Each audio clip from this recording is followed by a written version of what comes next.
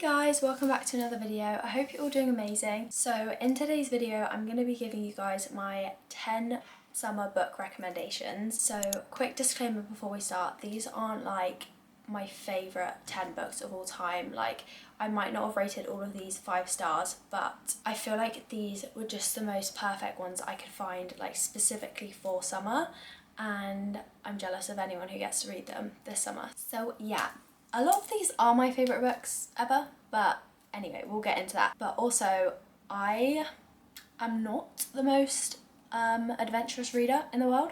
I read a lot of what's trending and I try to read like different things, but obviously most of the time I just want to be part of the club, you know, so I am reading what a lot of other people are reading. So bear that in mind. Maybe this video is not going to have the most crazy recommendations ever, but hopefully you can find something in here that you wouldn't have maybe considered to read this summer. So I think I'm going to start with the ones that are maybe the more obvious ones to a lot of people, maybe ones that you've heard of a little bit more. I'm going to start very basic, but it just has to be said, like, I can't do this video and not put a few of these books in, so just bear with me through the first few of these, okay? Happy Place is like, this may be like the ultimate summer book ever. Just to go over it really quickly, it's about this friendship group who they go to this summer house every single year. This book's about 2 of them in the friendship group who are a couple. They were engaged, but they've recently split up, and you kind of don't really know what's happened at the start of this book. You just know they split up, but they haven't wanted to tell their friends because this is the last summer they're gonna have in this summer house together, so they kind of just decide to suck it up and just like pretend to be fine just for this one last summer, to not kind of like break the friendship group up or cause anyone like to be upset. The 2 main characters are called Harriet and Wynne. They're one of the best book couples ever. I just love them so much. So anyway, you're following them like over this kind of summer period and trying to keep this secret and acting differently. It also delves into like the different friendships, the different like characters and type of people they are, and like how they kind of get along with each other, which is also really interesting. There's a lot of character analysis that you can do with this book, so yeah, it's just so good. Like, it's kind of, obviously, it's not really second chance because they've just like broken up, but it's them like working through their feelings, why it happened, like what that means in terms of the friendship group. You're kind of flicking back and forward from past to present, how they met and how they became a couple and how their friendship group used to be compared to now. And yeah, just like life moving on, growing up. It's very slice of life, but it's like you can romanticize it so much, like in terms of the setting of it. So I feel like this is just the perfect mixture of everything you could want in a romance, in a summer romance. Moving on, the next one I'm going to talk about, I'm going to be very brief when I talk about this book because I don't talk about it loads, but this is my favourite book of all time, so obviously I'm going to recommend it at any time of the year, but summer specifically, I have to just recommend it. Like, how could I not? This is my favourite book ever. I feel like I can't say anything that would amount to the way that this book makes me feel. Like, there's just nothing I could say that would ever like describe fully how I feel about this book and how incredible this book is. So yeah, I'm not gonna ramble on, but this is the Song of Achilles. It's a Greek mythology retelling. Again, you would have heard of this. Like, this is one of the OG BookTok books, and just it's won so many prizes as well. If you don't think like Greek mythology is your bag or anything, like, please do not hesitate to read this, because I had never read a Greek mythology retelling before I read this, and it's my favourite book ever. So I feel like that says a lot. So you're following the story of Patroclus. I feel like I always say that wrong. Patroclus. Anyway, him and Achilles, and you watch them grow up together. They are like kind of in like a boarding school, kind of like an orphanage, but it's kind of like a boarding school. They take a liking to each other. Patroclus is like very much the wallflower, and Achilles is like the sporty, strong, like really popular boy. He's the son of like a important man. So, and yeah, Patroclus is just, he just doesn't fit into those like kind of masculine stereotypes of like what it means to be a man back in those days. He just never feels like he's enough. So it's amazing like exploring that aspect of things and like valuing things that aren't just, you know, the typical masculine traits. It stays true to some of the events that are like in the original myths and stuff, but like it obviously tells its own story. Because Achilles is in this position of power and like status, you kind of see him being kind of summoned to all these different things that he needs to be there for and kind of has a duty to complete or do. And so Patroclus just follows him and like sacrifices a lot to be with him. But yeah, if you haven't read this book and you're kind of put off because it's like a book talk book, like, yeah. To stick on the theme of popular book talk books, I guess, and also to stick on the theme of my favourite books ever, I did want to mention this one because never in my life have I read a book with a more perfect like setting and environment and small town summer vibes than this book. This is my favourite romance book, like contemporary romance book.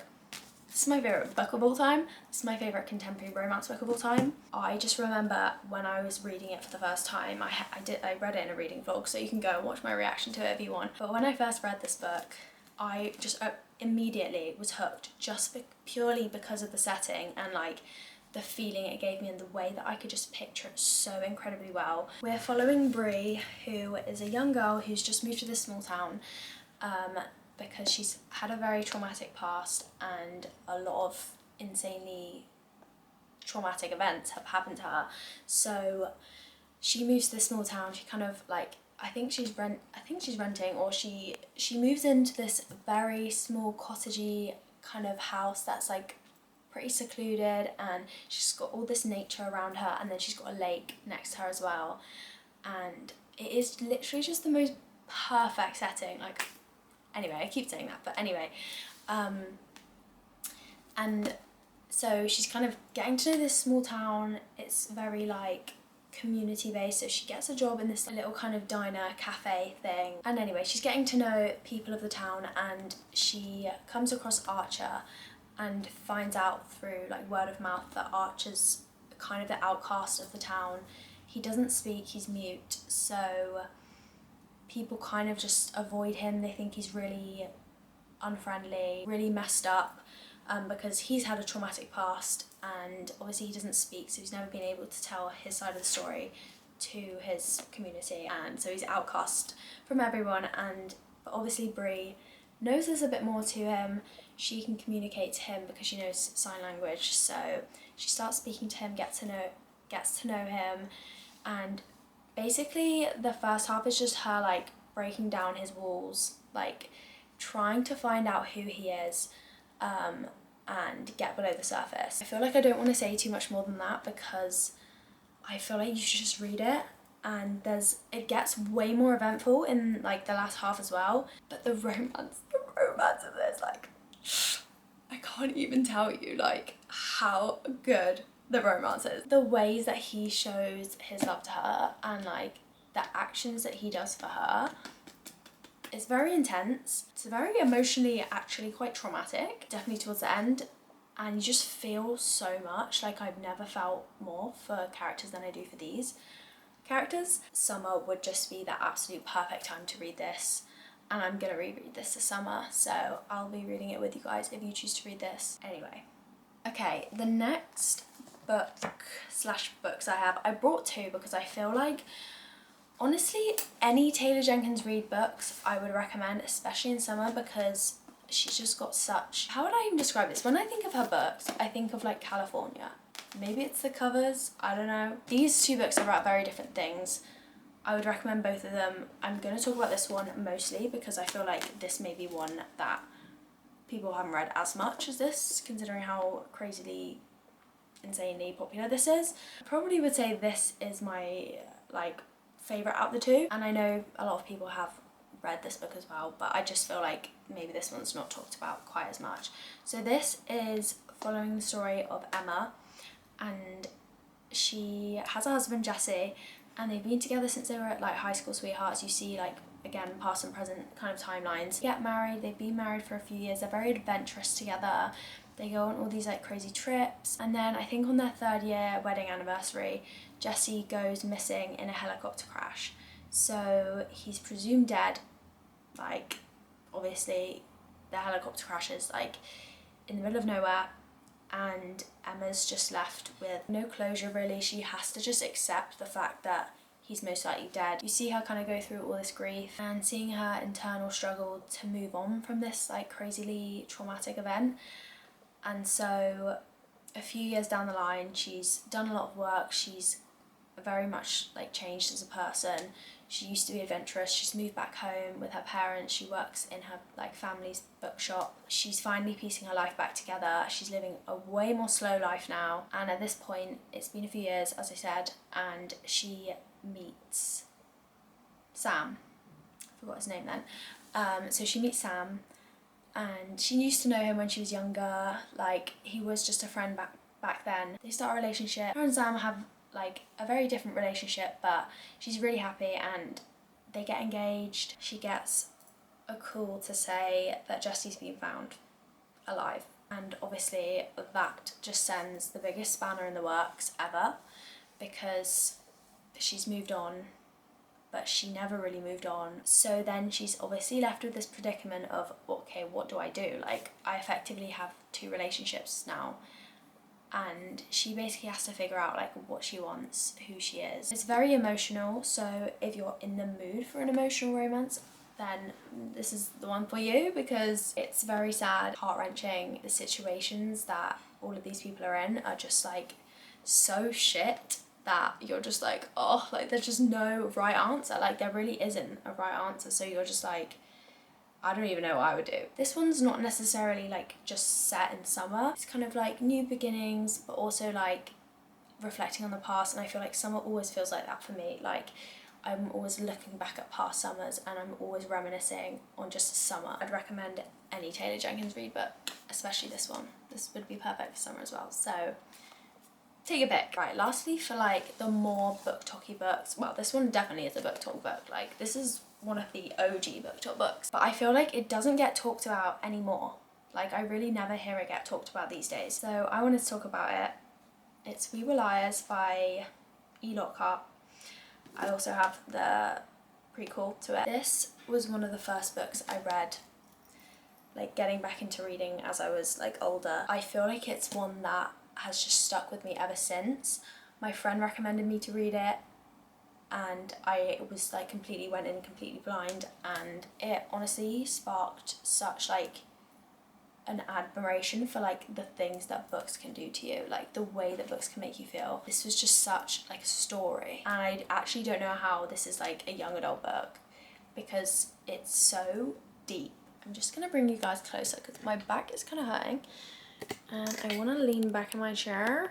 Okay, so this book is set on like, I think it's like a little island, but it's these really rich families island that they own, and they've got all these different like summer houses, and yeah, just houses that belong to each like different family. So it's secluded from the outside life. They have to get like a boat back and forth if they want to go anywhere. They go there every summer, and there's like a bunch of kids, and they're all kind of like cousins, or like they bring their friends and stuff like that. So you're following this group of like tight-knit friends who are all like similar age. There's 4 of them, 2 boys and 2 girls. You're mainly following along with one of the girls this specific summer. Again, you're going kind of like back and forth, you're seeing like how they've grown up together. But I feel like this one just feels like different to the others because of how like significant the like family dynamic is. They're such a rich family. They're doing all these like rich family things, and the way they speak to each other and their like morals as a family is just so like typical kind of older generation, like hush hush, keep things on the low, like we're not really a happy family but we're just acting like it because we have a standard to uphold. So there's all these secrets to uncover. There's a real like kind of ominous vibe to it, and it's such a short book, like you could read this in one day pretty much. The vibes are just so summer vibes. And then a while later I read the prequel to it, which is Family of Liars, which I also thought was really good. I again don't hear really anything about this. I don't think people loved it as much as this one because it was just more of a character analysis and like analysis of the family, but I personally loved it. I thought it was still done incredibly. The writing is still like just as impeccable. So okay, the next one I'm going to talk to you guys about is 9 Perfect Strangers.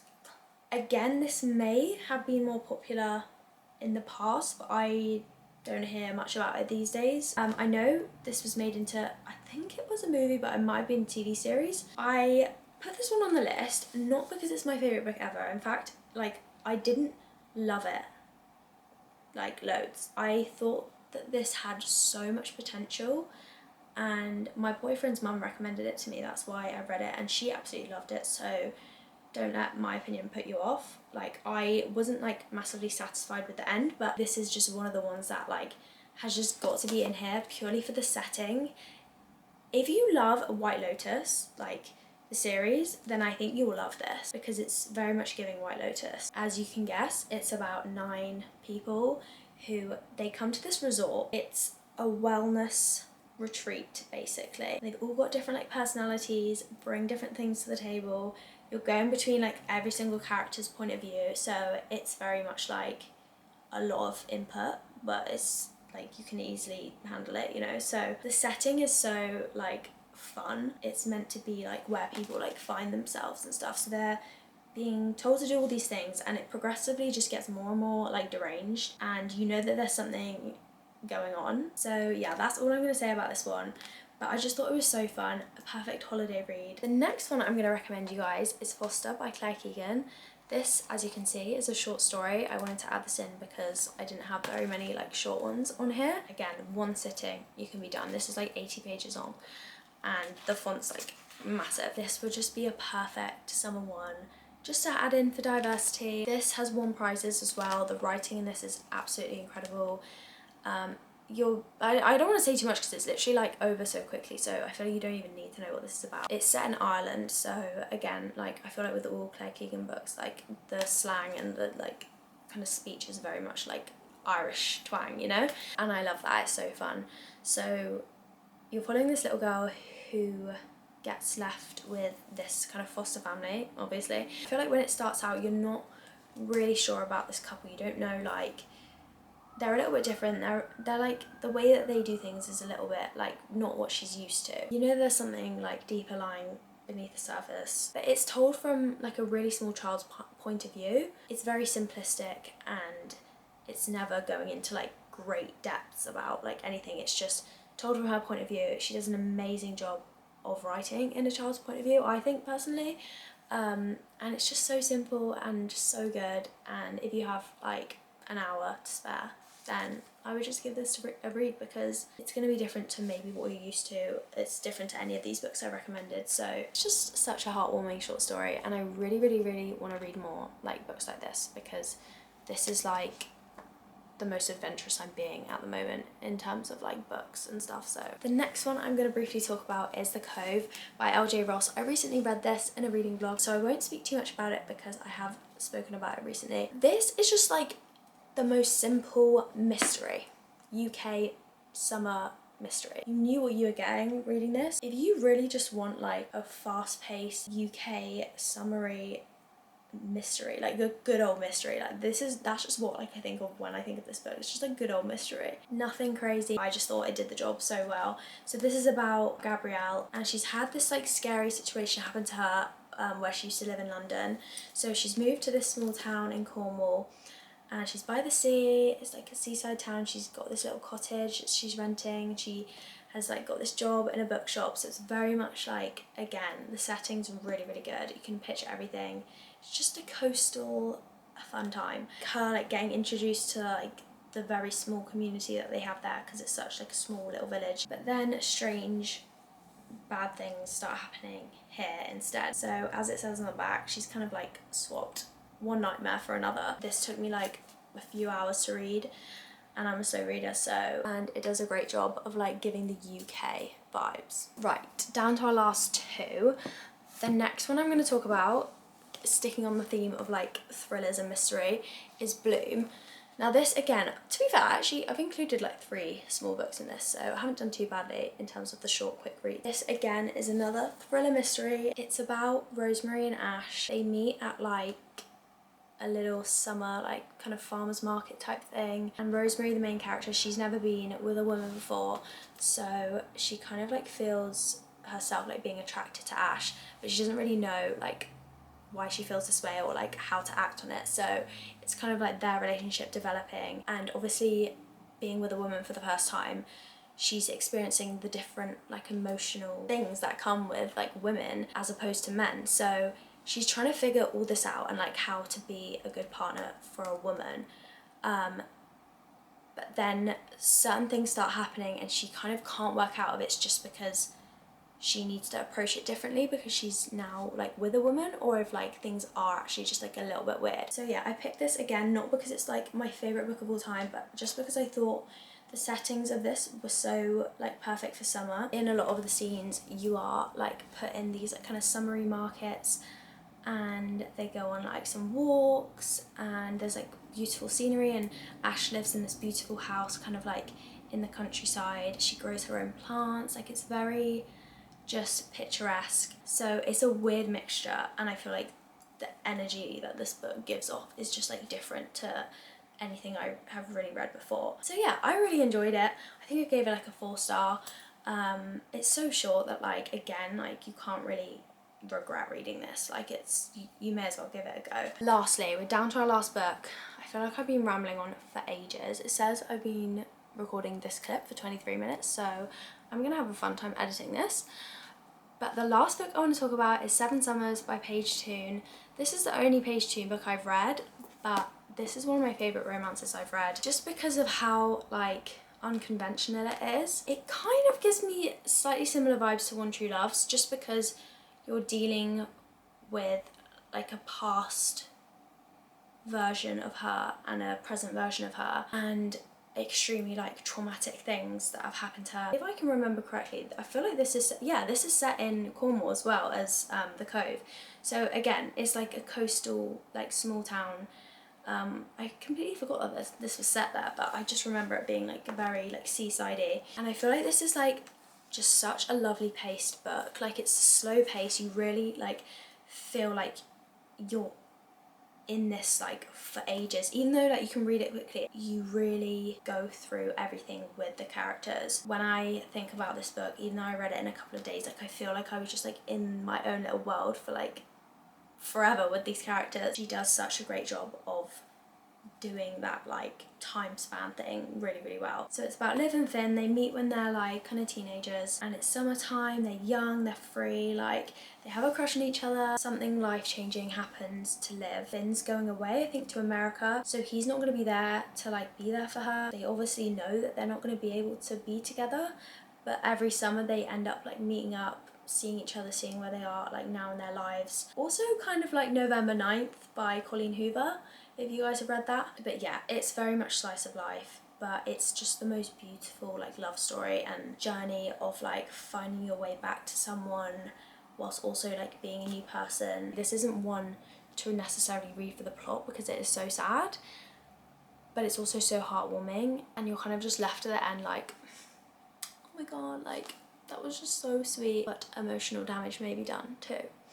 I personally prefer to read emotional heavy books in summer because I feel like I can take it more like mentally, and I just find it like way more like appealing to read a sad story in summer, which is weird, but yeah. So those are the 10 books that I'd recommend you guys read this summer. I know I did like a couple like pairs, but those are the 10 books that if I could just make you guys read all of these and then just like we could sit and chat about them, I would make you guys read them. I hope I've convinced you to read at least one of these or put one of these on your TBR. If you have already read any of these, then let me know in the comments like what you thought, what your favourite one was if you didn't like them, or if you have any books that I should put on my summer TBR. Please ignore like my stomach just sticking out this whole video. I hope you all have an amazing rest of your day, and hopefully I'll see you guys soon in the next one.